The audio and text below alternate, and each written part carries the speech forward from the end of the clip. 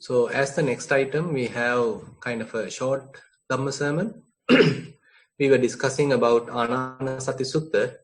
It is available in Majjhima Nikaya. And there actually Buddha is giving or recommending Anapanasati as a meditation technique for many monks.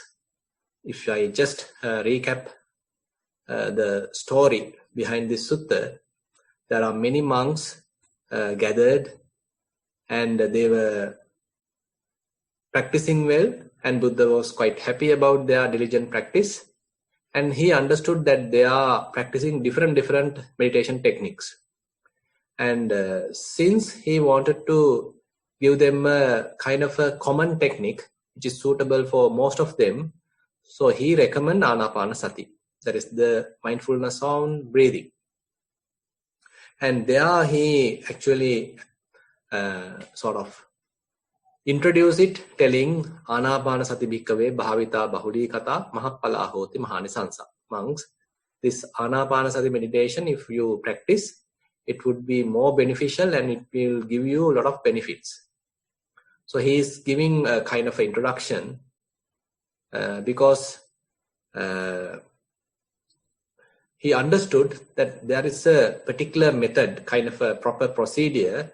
If one practice according to that procedure, according to that steps, then there are many benefits rather than just doing in a ad hoc manner.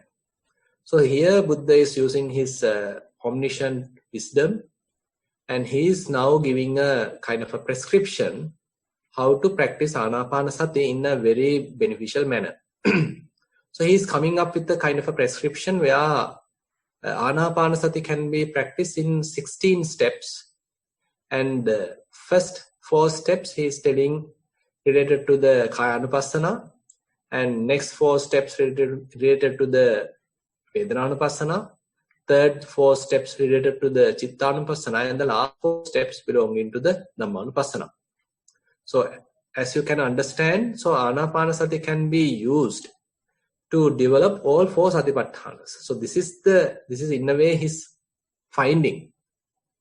So he is coming up with the methodology to fulfill all 4 Satipatthanas, keeping Anapanasati as the base. So this is the beauty of this sutta. Now if you consider or if you compare Satipatthana Sutta, Anapanasati actually belongs to the Kayanupassana section. There is no any information about Anapanasati in the Vedananupassana, no in the Chittanupassana, no in the Dhammanupassana. But in this Anapanasati Sutta, Buddha recommends Anapanasati as the base for developing Kayanupassana, to develop Vedananupassana, to develop Chittanupassana, as well as to develop Dhammanupassana. So that is the beauty of this sutta. Not only that, he then tells if one fulfills all 4 types of Satipatthana, it will lead to development of the 7 enlightenment factors. Those are the 7 Bojjhangas, Satta Bojjhanga. And if one fulfills 7 Bojjhangas, then it will lead to develop of Vijja Vimutti, that is the knowledge and wisdom. So likewise, there's a very beautiful gradual growth happens in this path. So he's giving us this in a way a kind of a shortcut to complete all 4 Satipatthanas, as well as to develop 7 enlightenment factors, and to then culminate knowledge and freedom, Vijja Vimutti. So we were discussing about these 16 steps during last couple of weeks. And I'll just summarize what we were discussing. And as I said, the first 4 steps belong to Kayanupassana. There Buddha begins with telling that Digang Vasa, Digang Asasamiti Pajanati, where when one establishes mindfulness, he would be able to recognize that sometimes in-breath happens in a long duration. If you compare the previous in-breath, the present in-breath is longer than the previous in-breath. It happens for quite a long time, comparatively. On the other hand, even out-breath also can happen comparatively in a longer manner when compared with the previous out-breath. Next step is Rassang Vasa Santo, Rassang Asasamiti Pajanati, where if you compare the previous in-breath, the present in-breath has quickly finished or has quickly completed. So therefore it is shorter when compared to the previous in-breath. Similarly, the out-breath also can be like that. So therefore you can understand now you are sort of scrutinizing this whole process. You are comprehending this whole process. And then Buddha takes us to the next step, asking us to see the complete cycle of in-breath and out-breath. You can't come to this step without letting go of the whole world. Actually, you have to let go of the past, let go of the future, and you have to avoid proliferation, and you have to fully concentrate your attention to the breath. Then only you would be able to fully comprehend this complete cycle of the breath. So if you are capable of fully comprehending this breath cycle, you may understand there's a slight beginning to the in-breath, and then it is improving, it's gradually increasing, and then it is fading away, decreasing, and that is the end of the in-breath. Before the beginning of the out-breath, there's a slight gap. And after that, the out-breath begins. That's also a gradual improvement. And the beginning of the out-breath, the middle of the out-breath, and the end of the out-breath. And then after that, before the beginning of next in-breath, again, there's a slight gap. It's like a bell curve. The in-breath is like a bell curve, and the out-breath is also like a bell curve. There's a gradual improvement, and it reaches a kind of a threshold, and then it fades away. And there's a kind of a gap. And then the out-breath, that is also like a bell curve. There's a beginning, the middle reaches its threshold, and then kind of a gradual fading away. So this kind of a cycle, if you are able to recognize, to understand, then you are in a very restrained position, because you can't comprehend this with any kind of other distraction. If your mind distracts to the past or to the future, or if you have any doubts, then you can't comprehend this, because you are now in a very delicate, very subtle area. You are recognizing all these subtle aspects of the breath. So if you are able to understand all these, that indicates your mind has fairly improved. Your mindfulness has sharpened. There's a significant improvement in your concentration, and you are restraining yourself. You are not changing your posture. You are not having any doubts. You are sort of restraining your mind. And likewise, you are in a kind of a good environment to recognize all this information. So Buddha uses a particular term, sikkati. So he's training himself. This is a kind of a training. So in order to cultivate certain mental skills, so we are using in-breath and out-breath as a tool. So after that, then Buddha is taking us to the last step on the Kayanupassana. That is, we are asked to allow breath to calm down. So you are not doing any kind of vulnerable thing or any kind of disturbance, so that mind or the breath get disturbed. But rather you allow or you facilitate this breath to calm down, because actually this, as a result of your close observation, breath starts to further calms down. Breath becomes subtler and subtler. And ultimately, you even can't recognize whether this is the in-breath or out-breath. So you may reach this fourth stage. That is called Passambhayan Kaya Sankharang Asasissamiti Sikkati, where you allow breath to calm down, tranquilize. And you can't sleep now. Now, basically, when breath calms down, there's a possibility the beginner might fall asleep, because there is no much activity to recognize. Your mind is fairly calm. There is no agitation in the mind. The whole body feeling very relaxed, very lighter. So there's a kind of a very comfortable position. There's a tendency to go to sleep. So our task or our challenge is to keep ourselves very awakened to this present moment. So you have to train yourself. Again, Buddha mentions as sikkati. So first time probably you might fall asleep. So next time you go prepared without falling asleep. So you are maintaining very alert attitude, and then you are able to maintain kind of an alert awareness about this very calm, tranquil area where the distinction between in-breath and out-breath has disappeared, but something is there.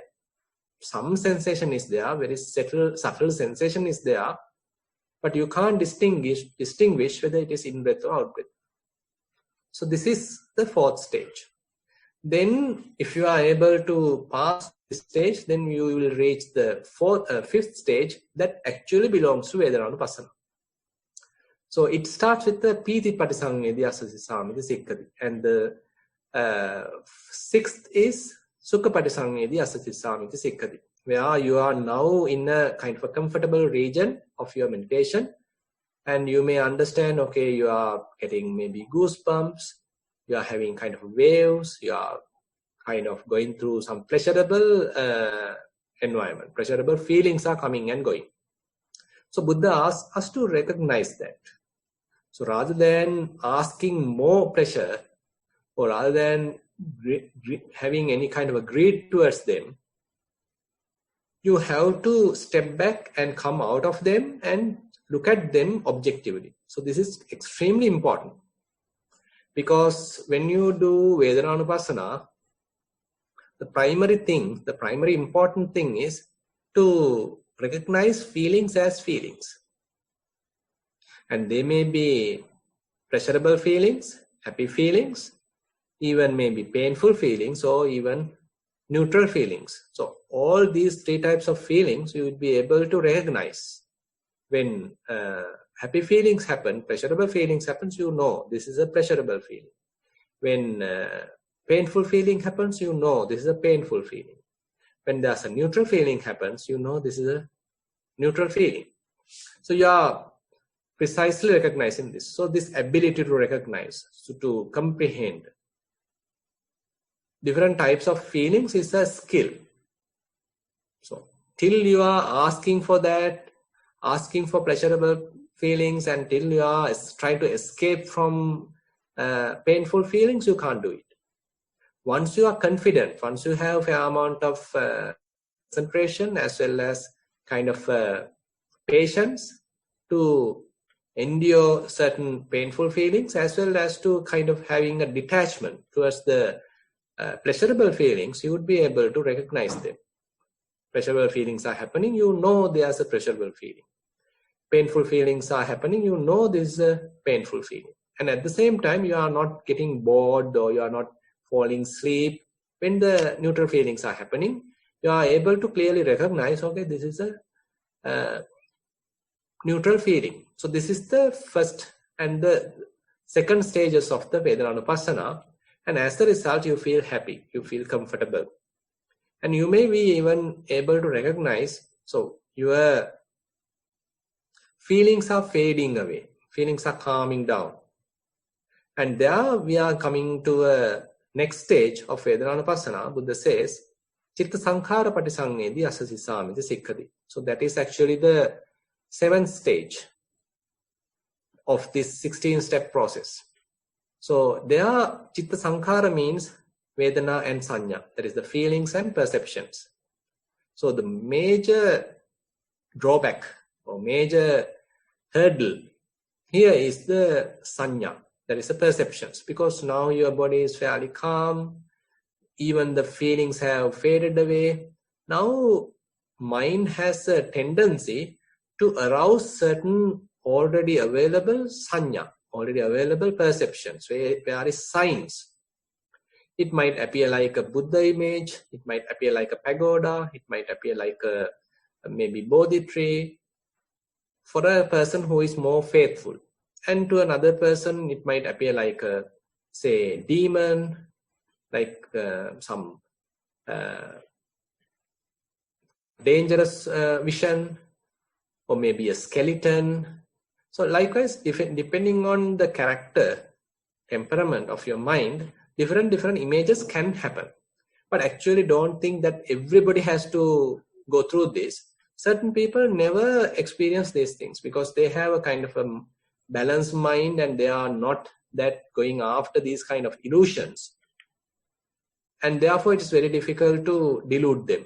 But there are certain characters who are very faithful and And once your mind calms down, when there's a Buddha image appears, they think that I have to follow this Buddha image. I have to give prominence to this Buddha image. On the other hand, some people think when there's a skeleton shows, then I have to follow that. When there's a demon happens, then they have to think about that. Or suppose there's a picture or image of your passed away relative. So likewise, there are different images can happen. And Buddha says all these are just merely perceptions. Perceptions are like a mirage. So this is the Buddha statement.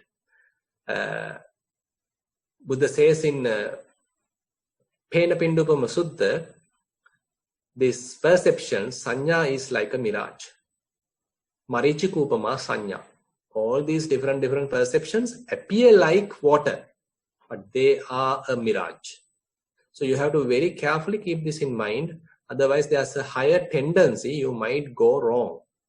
You might give emphasis, some importance to these various visions, various images, mental images.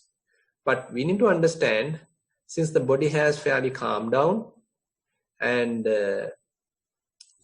certain significant feelings also have calmed down, there's a possibility of these different senses, these different perceptions, signs can arise, can appear, but we should not follow them. We simply have to let go of them, and we can use coming back to the breath. So breath is our base. Anapanasati is our base. So whenever these kind of perceptions are happening, you can simply let go of them without giving any prominence to them. You are coming back to the breath. Breath may be available, maybe like in the faded background area, there's a kind of an ongoing breath. So you are shifting your attention back to the breath as a strategy to let go of those perceptions without giving prominence to these perceptions, various signs. Now there's a region, all these feelings and perceptions are calming down. So that is the last stage of Vedananupassana.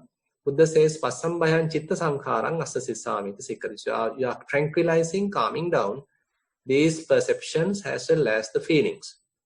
Now we are coming to the next stage or next step.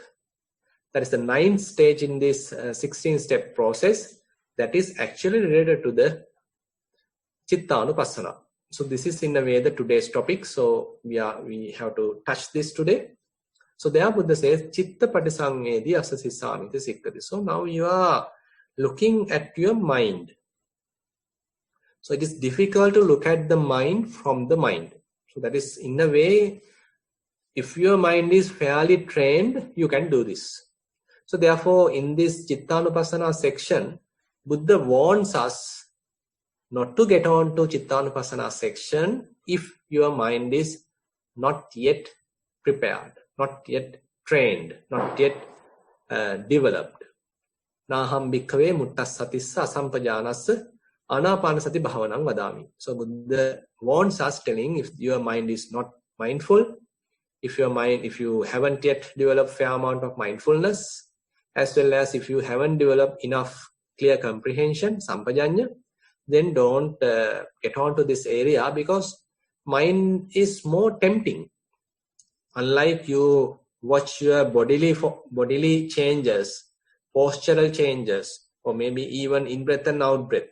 Those are all related to the body.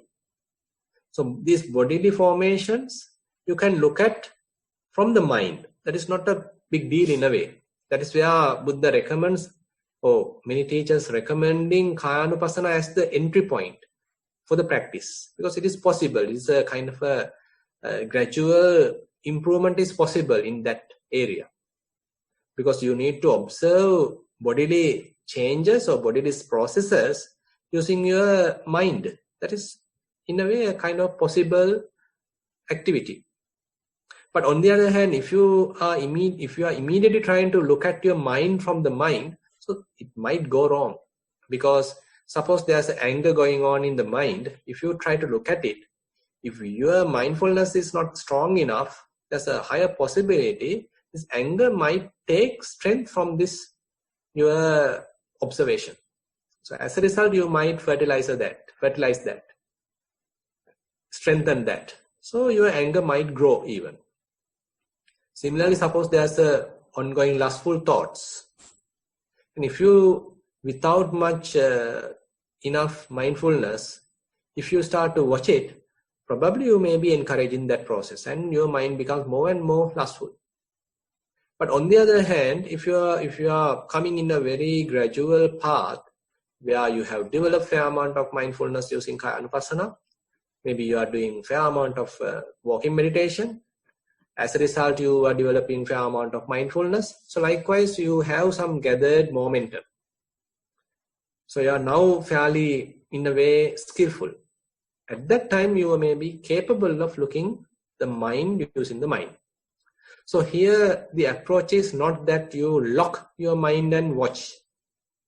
The typical approach now, say, if you want to watch something, you lock it. You hold it tightly and look at it. But here, you have to allow the mind to behave in a desired way. And you have the confidence that I can watch it. So this is where the mindfulness is quite important.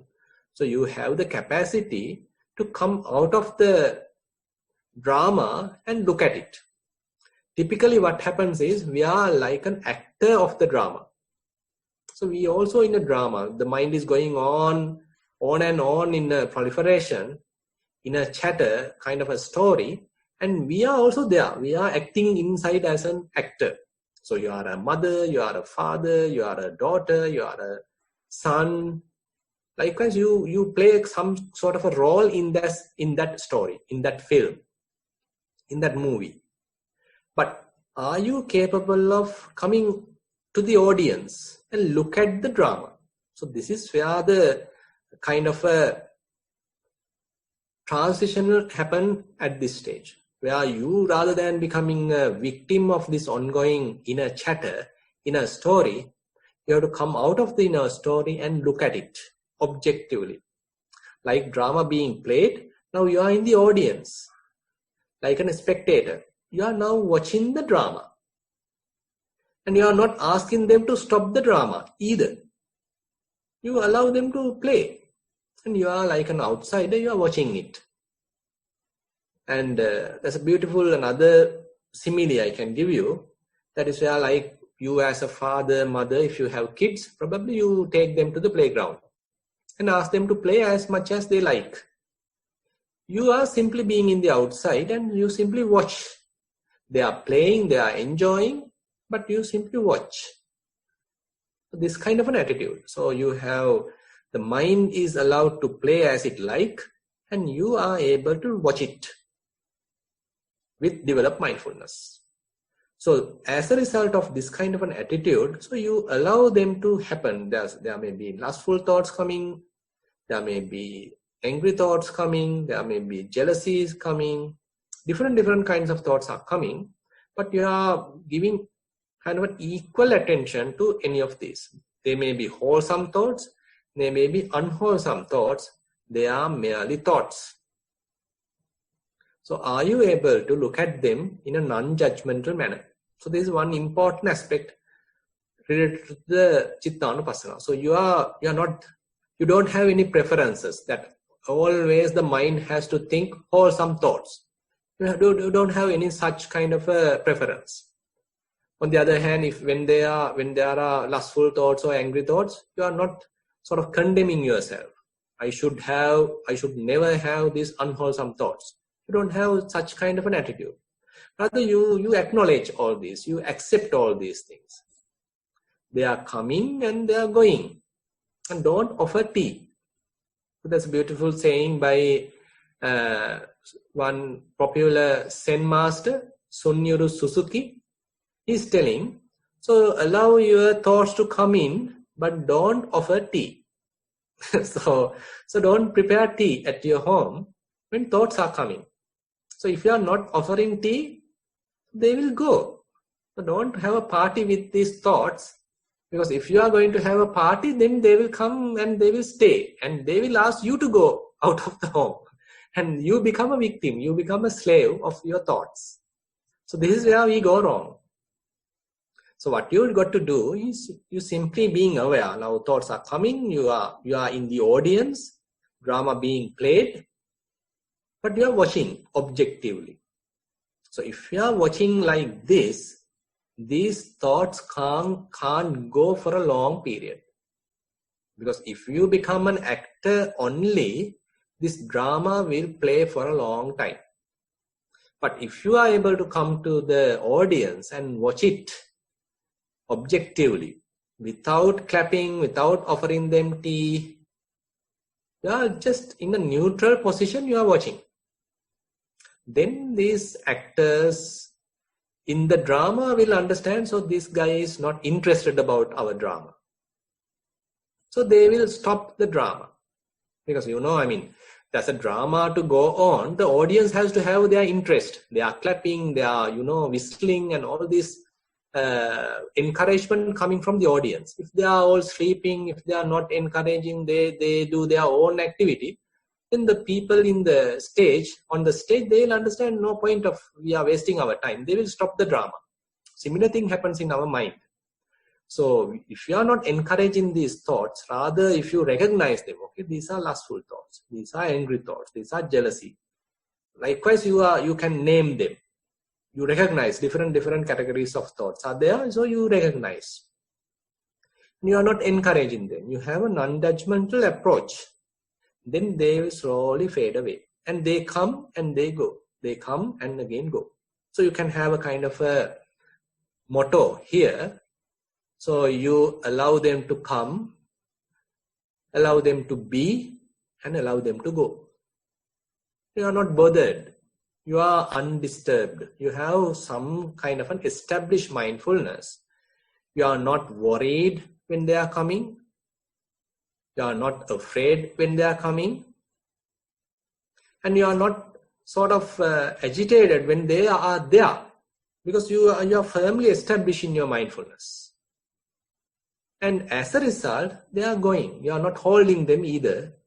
So because you are not offering tea or you are not offering food, you are not encouraging them, you are not fertilizing them, so they will start to fade away. They will start to go away. And you are not inviting them again, so they will simply go away. Again, your mind calms down. So this is a beautiful, like this kind of a process happens in the Chittanupassana. So Buddha says, Chitta patisamvedi asasissamiti sikkhati. So you are now capable of understanding about your mind using mindfulness. So this aspect, this mindfulness, sati, is such a beautiful skill where you can develop, where you can understand thoughts as thoughts. Different wholesome thoughts, different unwholesome thoughts, all are merely thoughts. You don't have any preference to any of these categories. They are coming due to various reasons. They are coming. And then you simply allow them to be and allow them to go. Don't fertilize them. That's a kind of the point here. So we'll further elaborate this on next time. So with that information, I will conclude today's short Dhamma description. Maybe we can open the session for question and answers. Avasarai Bhante, we have 4 questions today. Yeah. But actually there is one question relating to the Dhamma talk. So I'll start with that one.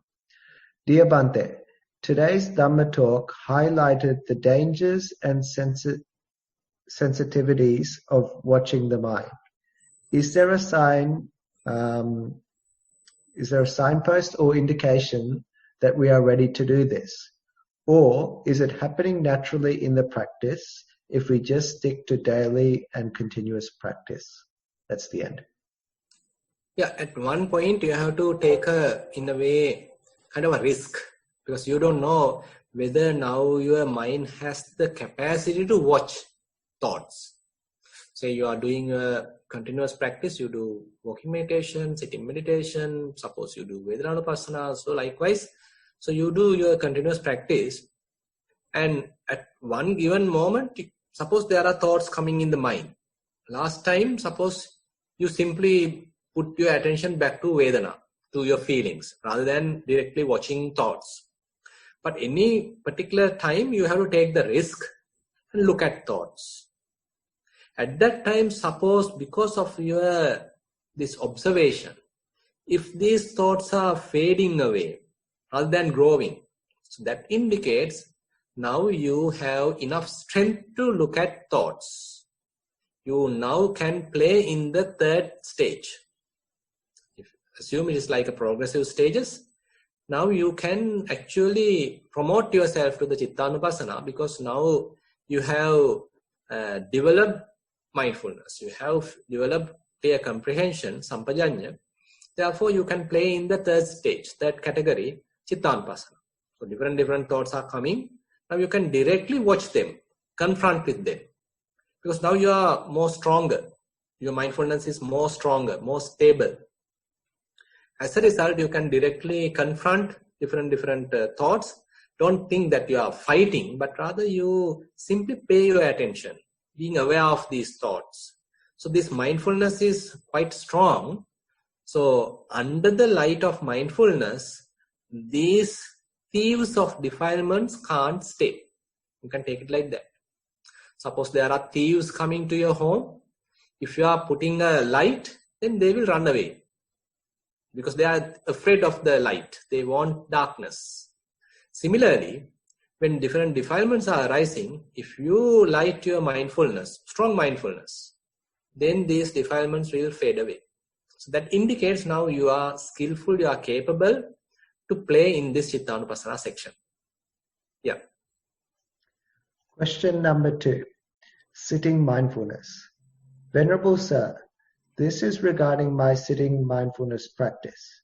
When I start, I use the technique you have taught to scan the body a bit and make sure that I am aware of the body sensations to confirm that I am in the present moment. Afterwards, I try to observe the various sensations in the upper body, and most of the time I can grasp the breath. Then I observe the breath and get to know the differences between in-breath and out-breath, and many sensations around the nostrils, which I keep my focus on. After about 5 to 10 minutes of continuous application of this technique, the breath starts to become subtle and fades away. My mind distracts often, but I can bring it back by becoming aware of the sensations and reapplying the observation process. Once the breath fades away, and when I am in a relaxed state, the awareness slowly comes to my sitting posture. It is a very gradual process, and I observe the space that I am in when the breath fades away. And I observe that the space that I am in when the breath faded away shrinks and concentrates on my body as something coming back to the body. The awareness comes inside the body deeper and deeper and concentrates around the sensation of my sitting posture, mainly the pressure on my back from the floor. It seems to be going deeper and deeper and never ending. During this time, various thoughts come and go, but my focus is mainly on this body posture. Since this is happening over a period of time in all sitting sessions, should I now focus on the thoughts rather than the body posture? Thank you for your invaluable guidance. May you attain Nibbana in this very life. That's the end. Yeah, probably you can further improve mindfulness using walking meditation, because there you will be trained to watch different sensations at different positions. Say when your left foot is touching, there are sensations available on your left foot, significant sensations. When your right foot is touching, there are sensations available in your right foot. So likewise, now you have the skill to locate your mind, position your mind wherever you need. So if you have this kind of a skill, it's not necessary to do from top to bottom scanning. Rather, you are in a relaxed position to move your observation to any place around the body. Suppose there's a sensations happen at the knee, So immediately you are there to observe it. Suppose now there's a sensation at your forehead, immediately you are there to watch it. So this kind of a skill is in a way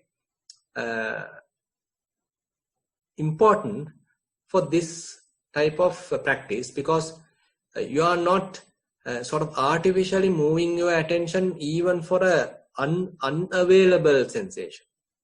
But now what you do is, when there's a sensation, you are there to observe it. Very close observation is there, and you have the skill to quickly move your attention to that position.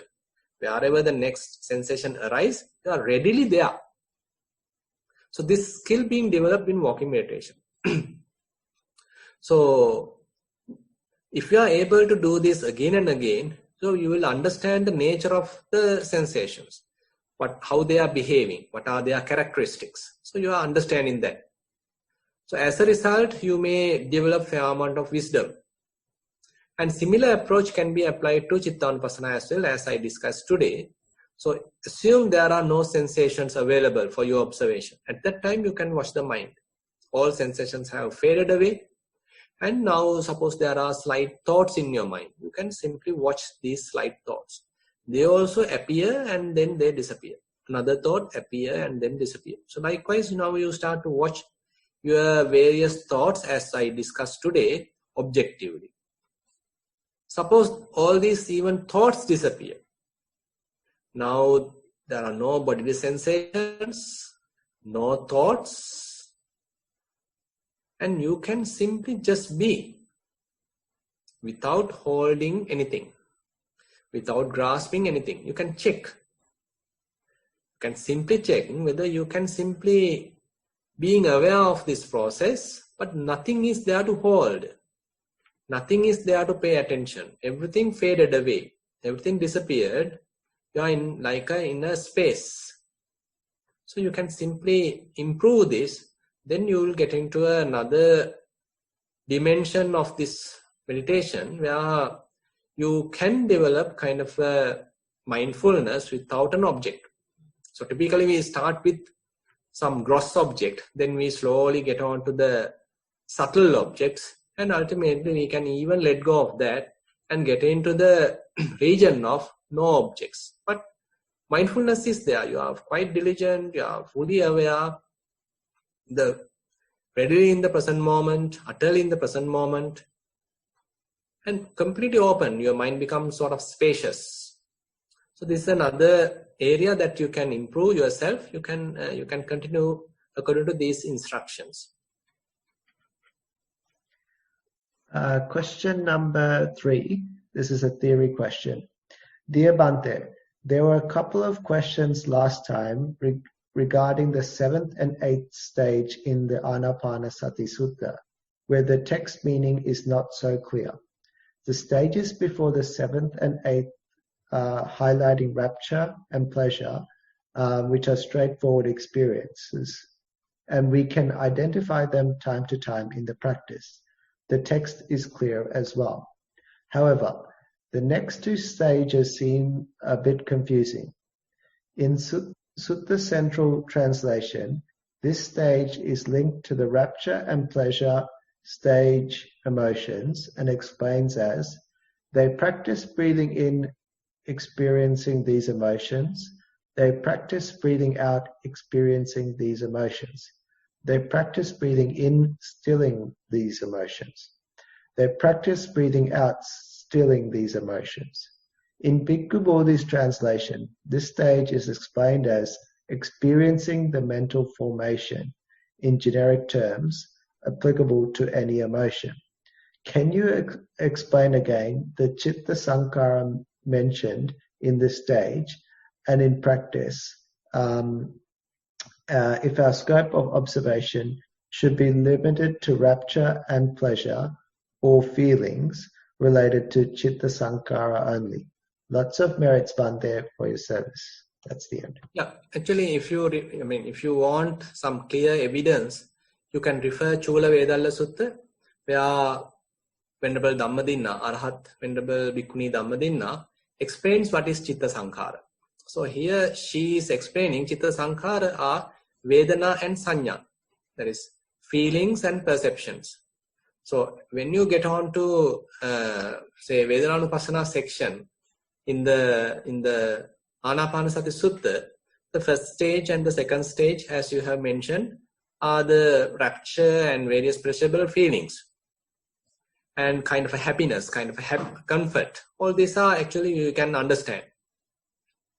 Now, once you are opening up yourself to these various feelings, so there's a kind of a automatic kind of process can arise. Now, when you are practicing, you will understand that there are certain pressures or certain kind of experiences are there. You are not doing it. You are not creating them. But the process itself is generating them. Say it's like, suppose your fingers are now start to stretch. Your hand starts to stretch. It's kind of a massaging is going on. But you are not doing it. This process has taken over and the body is going through these kind of different, maybe pleasurable or maybe even painful, different kinds of feelings. So these are the feeling side. And you simply have to allow it to happen. This is kind of a process going on. The body is going through some sort of a rejuvenation process, we can say, as a result of this practice. So you simply let go of and you simply allow it to happen. You simply understand. You simply allow it to happen. You are not encouraging it. You are not suppressing it. You allow it to happen. As a result, after a while, it will fade away. Pasambhayan chitta sankharang asasisamiti sikkati. You can reach there. That is the last stage or the 8th stage. Similarly, as I explained today, the chitta sankhara related to the sanya, as I said in Chulavedalla Sutta, Venerable Dhammadinna is mentioning chitta sankhara is Vedana and Sanya, feelings and perceptions.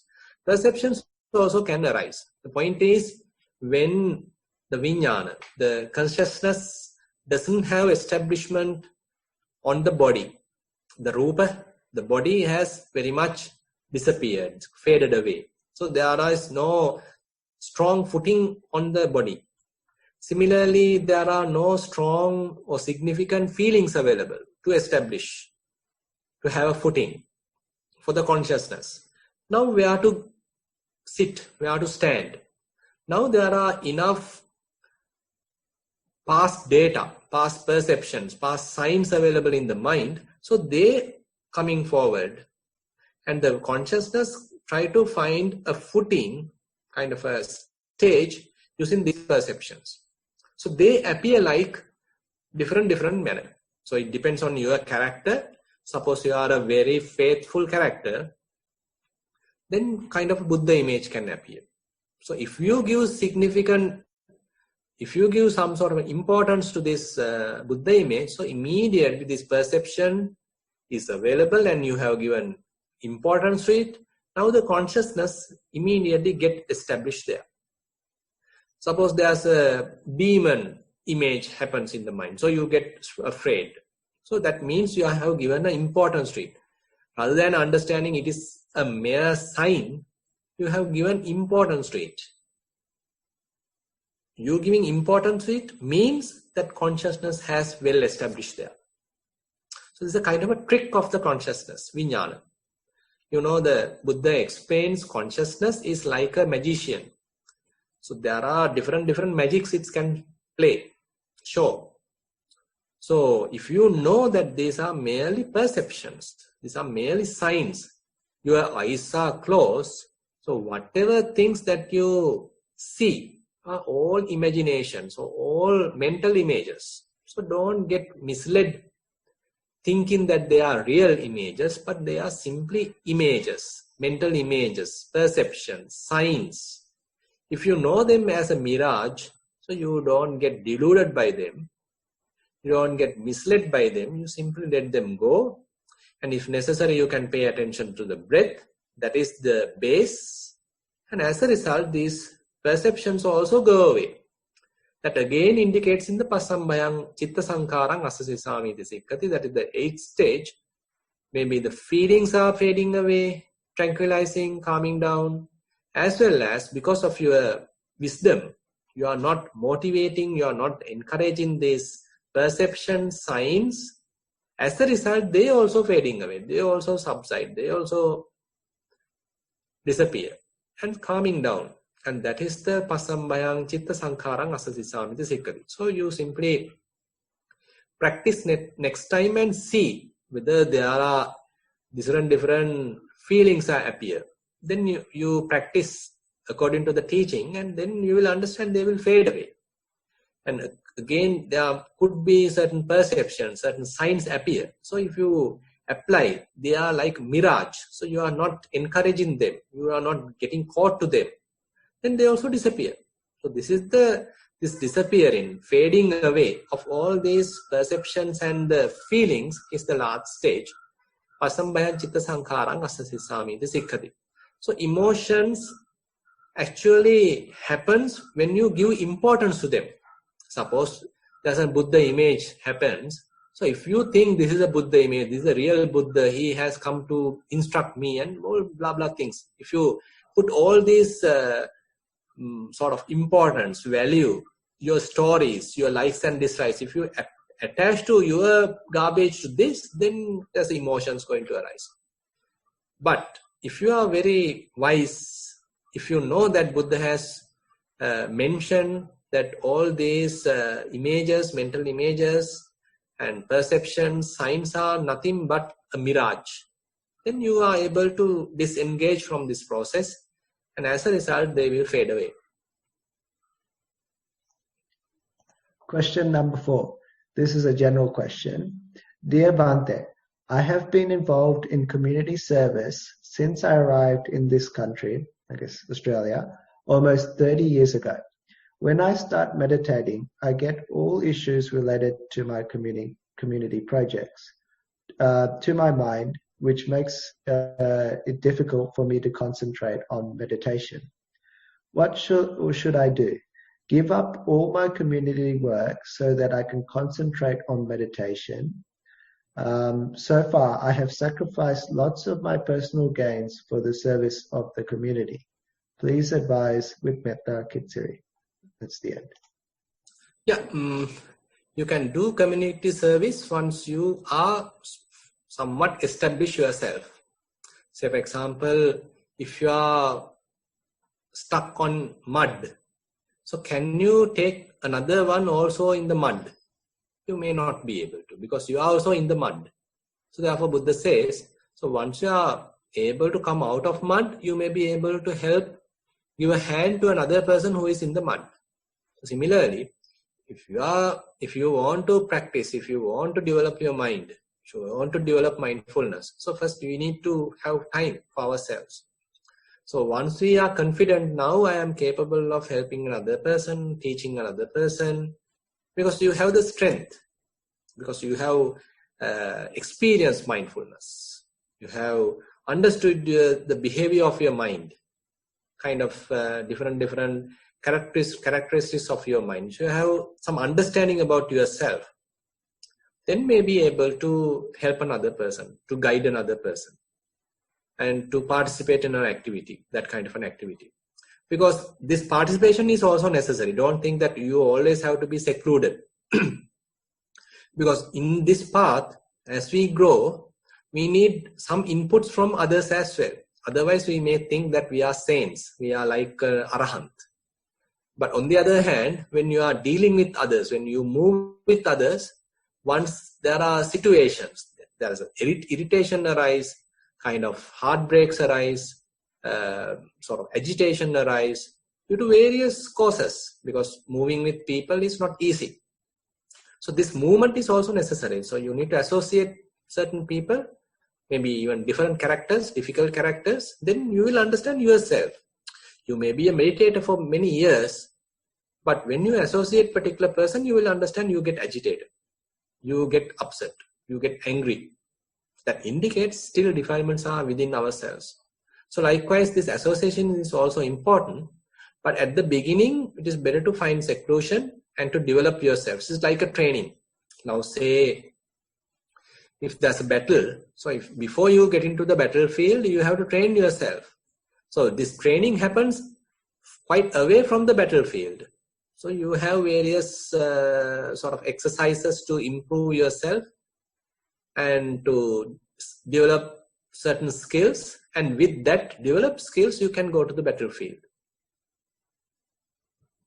Yes, Chatu. Question number 5, theory question. Venerable Sir, this is a theory question. We have heard some teachers emphasize that it is essential to have right view first, or sammaditthi, to even start a spiritual journey. Also, the final attainment of Dhamma is only for the white. This sounds similar to Mahayana Buddhism, that the final goal is to understand everything by your own knowledge and become a type of Buddha. In our practice, we focus on the most simplest things, and the only thing in front of us is the present moment. If we follow a practice of understanding what is in the present moment, eventually we get to the profound things.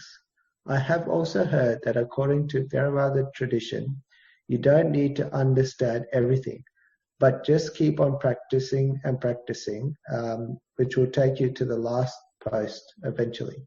Is this correct? Can this be the difference between Mahayana and Theravada in the grand scale? My apologies if this is not an appropriate question. It's the end. Yeah. So actually,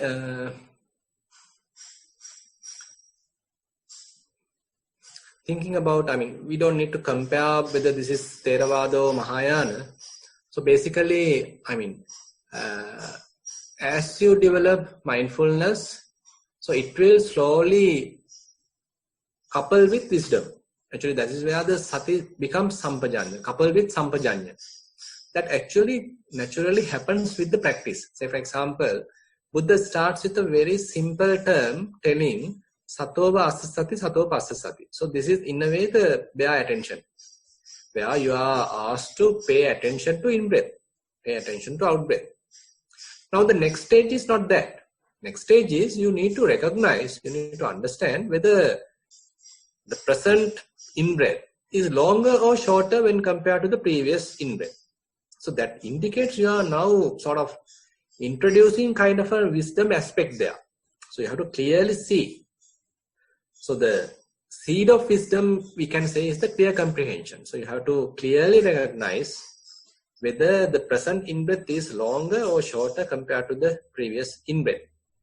Or present out-breath is longer or shorter compared to the previous out-breath. So likewise, now you are improving the wisdom aspect, Dhamma Vichaya. You know, the Dhamma Vichaya is also explained in this Anapanasati Sutta. Buddha says, Tang Dhammang Panyaya Pavichinati, Pavicharati, Parivimansang Apacchati. So whatever the phenomena available in front of you, whatever the phenomena that you are observing right now, you have to clearly understand, clearly comprehend. You have to search what is there. So you have some sort of a curiosity to understand what is really there. So this kind of a searching attitude, investigative attitude is quite helpful. So this is what? So this is the, in a way, right view. So you are developing kind of a understanding, you are having kind of a curiosity to search, to investigate. It is not that you are blindly believing anything, but rather we are investigating what is happening in the present moment to this particular phenomena. So slowly we are expanding ourselves. So you apply it to the body, you apply it to the feelings, apply it to the thoughts. So likewise, you are expanding this investigation. So more and more your wisdom grows. So I think this happens in a way, kind of a multi-dimensional manner, like a matrix. So your concentration helps to develop wisdom. Wisdom also develops to help, say, sila, morality. Again, morality helps to develop concentration. Morality may be helping to develop wisdom. Wisdom also helping to develop morality. So likewise, they are interdependent, supporting each other. So, I mean, right view is taking the forefront, that is true, but they are helping each other. So that's why I mean it's difficult to tell. I mean, we always have to have clear view first, and then only you should go to the next stage. So rather than telling like that, so you can have some amount of understanding, and with that understanding you get on to the practice, and as a result of practice you further improve your understanding, and then you again further you practice. As a result of this practice, again you improve your understanding, your right view will be more clearer. So likewise they are helping each other. And probably you can listen to Kacchanagotta Sutta. Recently I did a virtual retreat using Kacchanagotta Sutta. It's in Sinhala medium. So you can get into Nissarana website and it is available there. So there I try to explain this point. Where in a way we first have the kind of a worldly kind of right view. You know, Laukika, what you call the Sammaditthi. Lokiya Sammaditthi. So you very much like you understand there's a karma, there's a different causes. If you do correct thing, there may be correct results. If you do bad thing, there are bad results. So likewise, you establish yourself in the sort of morality. Establish yourself in the kind of a wholesome stage. On top of that, you develop the Lokottara Sammaditthi, the more advanced type of understanding.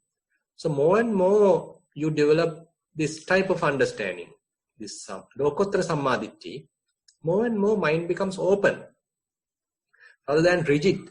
So mind becomes more and more flexible, more open, more spacious, more understanding, less and less grasping. So likewise, there's a significant improvement. And you actually can listen to this series of Dhamma sermons, and then we can maybe talk about this topic further, maybe on next time. Bhante, we have another 5 or so questions, but we're sort of running late. Do you have time today, or are you short? We can spend another maybe 15 minutes. Okay, I'll go through it very quickly. Question 6 is a theory one. Dear Bhante, what is the meaning of Nibbida? Nibbida means disenchantment. Say once you do your practice, suppose you are again and again observing something, and at the beginning you can see clearly the picture. Say you are observing various element characteristics. Now as you do your observation, so these element characteristics become more and more common characteristics. Now you will lose the boundaries of the individual characteristics, but now they become kind of a common characteristic. Everything like blurred, everything like a flux, and inside and outside appear like very same. So as a result you lose interest. So everything like a flux does not show any boundary, so you can't give a name to it. It's like a flux. Loku Swamin Wahanse used to say it's like a gojaya. It's a kind of a gojaya, kind of a flux. Everything is mixed. So as a result, you feel kind of disenchanted, dispassion, because now it is not interesting. It's not beautiful. So this is the kind of practical happening, practical arising of Nibbida, because as a result of understanding of the real nature, the Nibbida is arising. So Buddha explains that Yathabhuta Jnana Dassana, seeing things as they truly are, helps to develop Nibbida, helps to arise Nibbida. Yeah. Question number 70 is theory question. Venerable Bhante, many thanks for the explanations. My question is about Priti Sukha during Vedanapassana. You mentioned that these could vary between different individuals. Is it possible for someone to not get any Priti Sukha? Thank you again for clarifications. That's the end. I think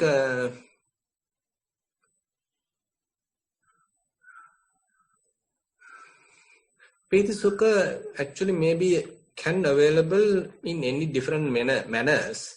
So there are different categories of Priti Sukha are explained in books. Say for example, some subtle rapture, subtle comforts are possible. Kind of kind of instant happiness, instant pleasures may be available. Maybe kind of a lighter, soft kind of happiness is available. And maybe even significant kind of happiness, pleasure is also available. So there is a wide range of different rupture, different piti. So you might have heard Paswana piti. 5 types of piti is actually explained in the books, say in Visuddhimagga, for example. So this is called Kuttika piti, Kanika piti,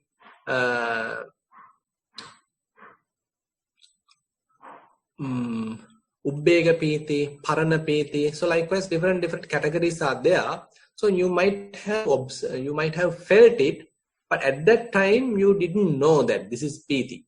Because when you have some theoretical understanding, you may be able to understand, you may be able to compare your experience with that theoretical understanding. That in a way kind of advantages in certain stages. But if you don't know these things, so these may appear, this may happen, but you didn't recognize them as piti. Because you don't know, your vocabulary didn't have that at that time.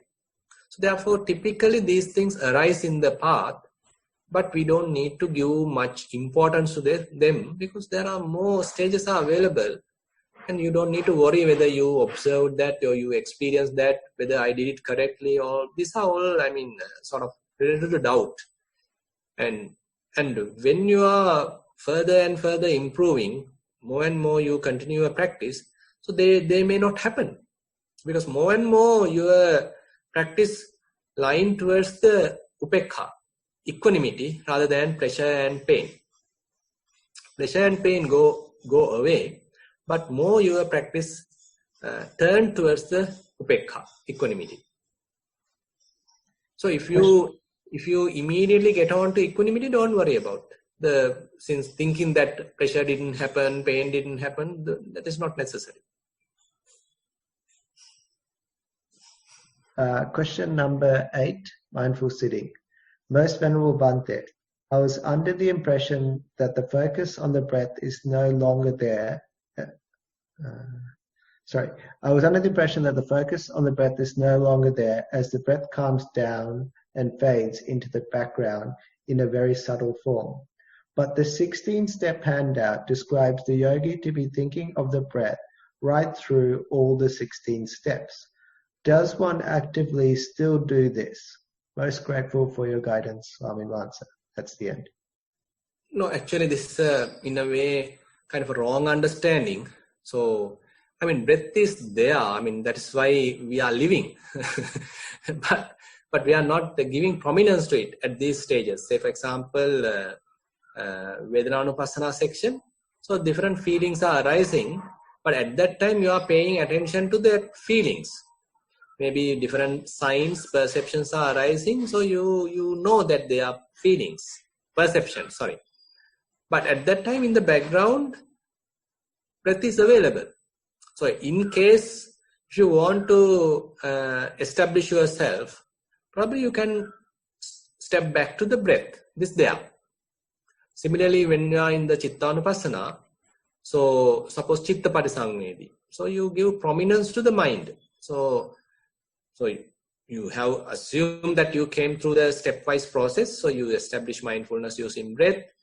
Maybe you get onto the Vedananupassana. You now further improved it using or refined it using the Vedana, the feelings. And now you get onto the Chittanupassana. Now you are able to directly watch the mind face to face. There is, suppose angry thought is there. So you can simply understand that. So you can simply watch it. But at that time, you don't need to look at the breath. If necessary, you can look at it. But it is not necessary because you can directly look at the thought, the mind available, and assume because of lack of mindfulness or weak mindfulness, assume that you understood now I am in an uncomfortable position. I am going to get caught to these ongoing thoughts, and at that time probably you can immediately switch back to breath. So therefore, the breath is like a life-saving jacket you have in case you can use it. Question number 9, mindful sitting. Venerable Bhante, during sitting meditation, after about 20 minutes or so, one of my legs go numb and stays numb and becomes uncomfortable. This seems to last for quite a while. It doesn't go away by ignoring. Should I concentrate on it? I will be grateful if you could advise what to do. Much merit. That's the end of the question. Yeah, one primary point is that you have to check your posture before you sit.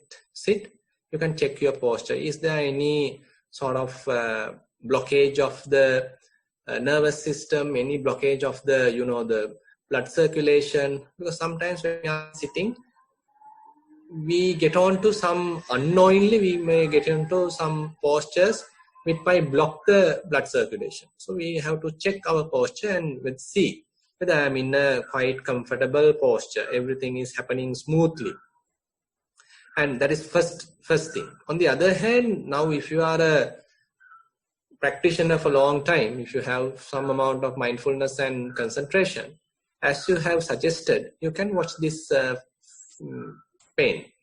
Because after a while, this pain is going to arise. You know that it's going to come and you go prepared. And when it is available, when it is arising, you can watch it. Because Vedananupassana actually is a very good field for you to develop your skills, your mindfulness, wisdom. And you have to have a fair amount of endurance as well. Because it is not that always the pleasurable feelings are coming. On the other hand, there are many painful feelings going to arise. And again, as a result of your observation, they appear like more painful and even difficult to bear. So you have to have a lot of endurance, a lot of patience when you get onto this. And it is possible. There are many yogis using it. Many yogis are telling that even with tears, Bhante, I was able to watch it. So that kind of a endurance, that kind of a patience is there in those characters. Different people have different skills. So if you feel that you can watch it, you can handle it, then start to watch it, because it's giving a lot of information, a lot of wisdom is available using Vedananupassana. And therefore, you can make use of it. I think the next question, Surangaya has the question. I'll pass to him. Bhante, for the last question, you mentioned that if you want to watch the breath is there, you can watch the breath. Let's say if we are in the zone where we get rapture or a pleasure feeling, we watch it, but we know that there is the breath, but we don't want to watch the breath as well. Then what is the object? I think that was the question I understood. Like in the script, in the 16 steps, it says looking, observing the in-breath and observing the out-breath in those steps as well.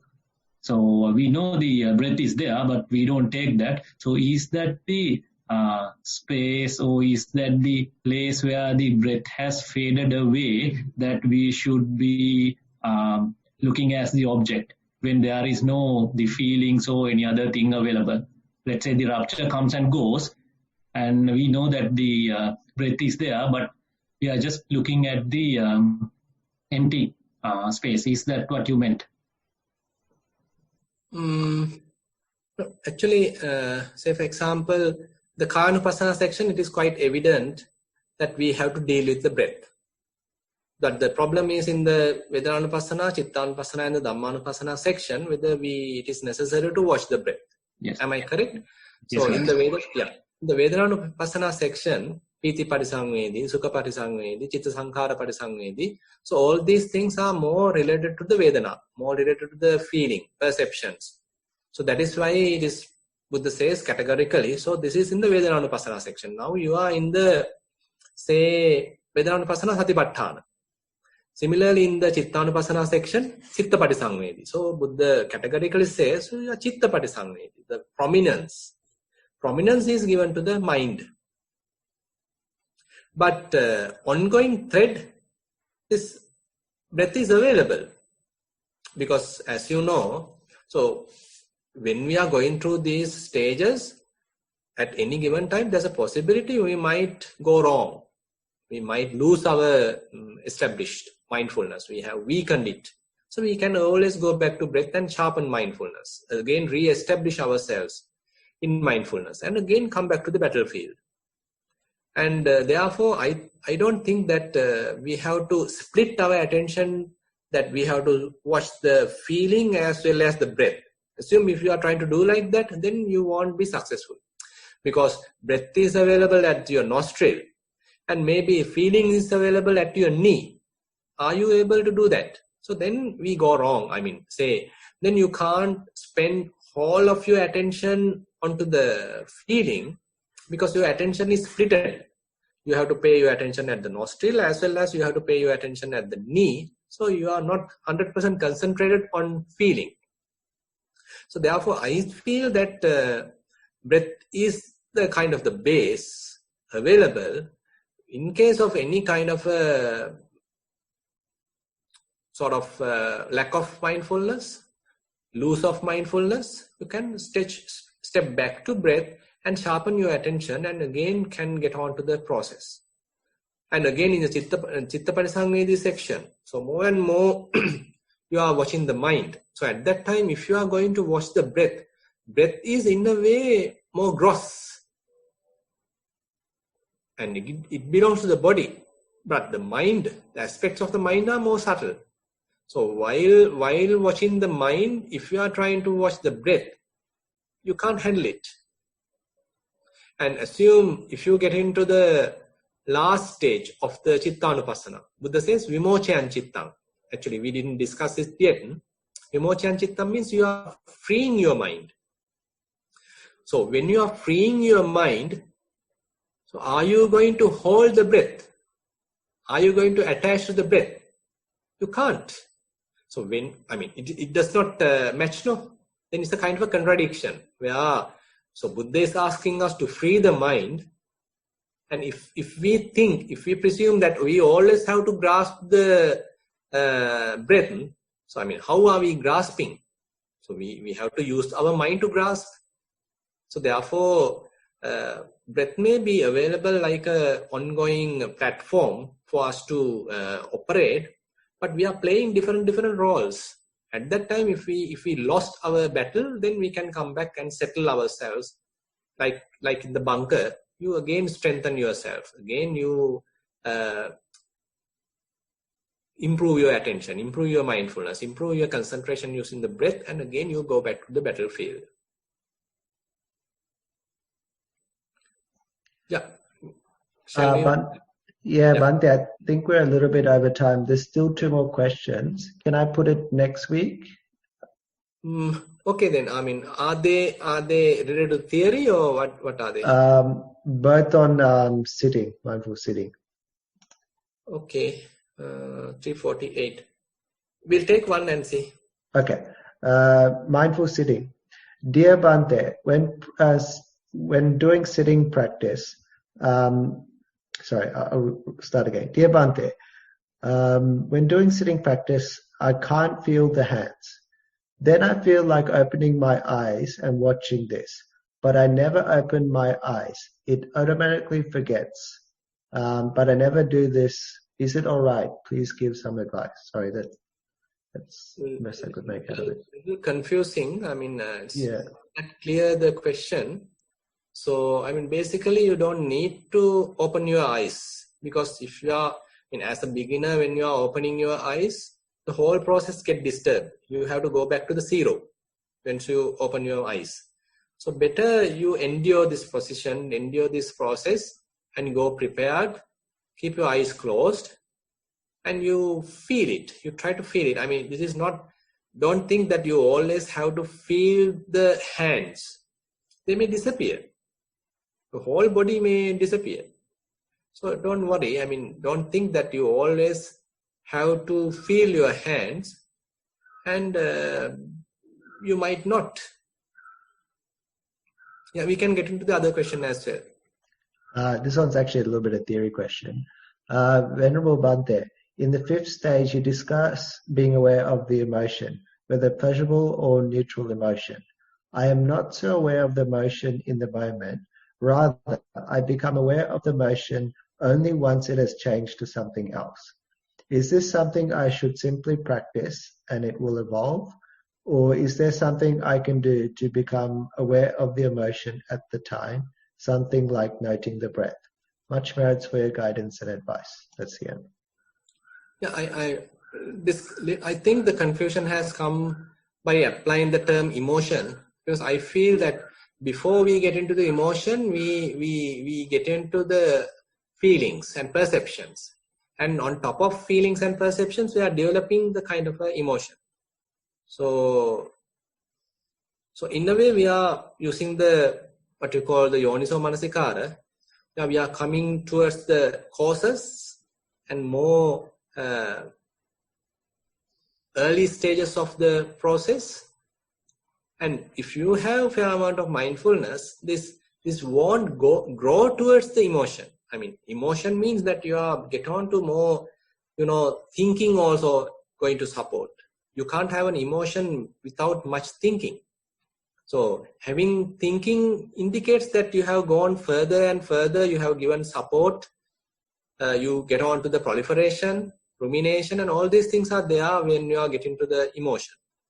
But on the other hand, if you are able to recognize feelings and perceptions at their inception, at their early stages, then as a result of developed mindfulness, they will start to change. They will start to fade away.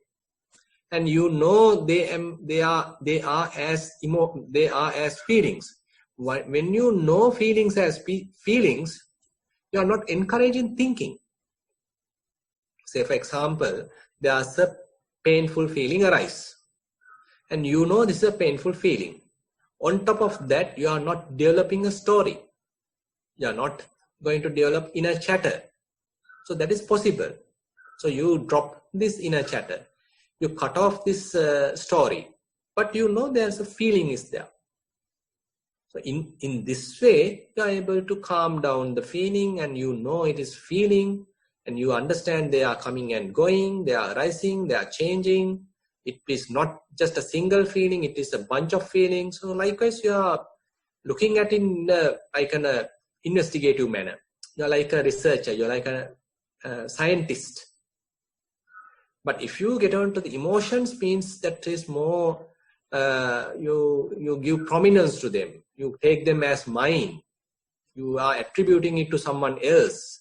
Suppose there's a perception arise, and you give importance to it. Oh, this is my passed away mother. And now you start to cry. Oh, she died a long time ago. You start to cry. Now the emotions. True. But that's why I mentioned Chitta Sankhara means Vedana and Sanya. Perceptions as well as the feelings. And you know this is a perception. This is not my mother. This is a perception. So you have a clear-cut understanding. So this is just merely a mental image. This is not my mother. Don't give a name. Don't attribute it to your past away relative. This is just a mental image, kind of a perception, kind of a sign.